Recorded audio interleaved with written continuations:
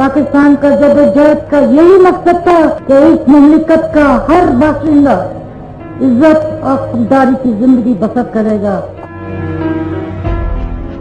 मोहतरमा फातिमा जिन्ना, जहदे मुसलसल का नाम, तहरीक पाकिस्तान में अपने भाई के साथ बढ़ चढ़ कर हिस्सा लिया और हर मुश्किल वक्त में कायद आज़म मोहम्मद अली जिन्ना के साथ खड़ी दिखाई दी।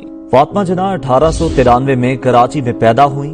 7 बहन भाइयों में सबसे छोटी थी, आला तालीम याफ्ता थी, मुश्किलात का डटकर मुकाबला किया।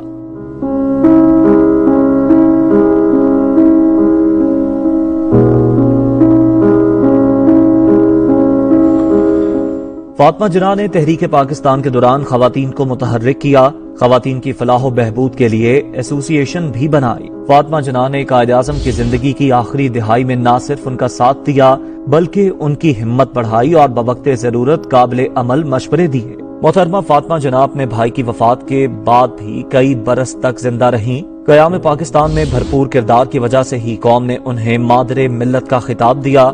वो 9 जुलाई 1967 को खालिक हकीकी से जा मिली।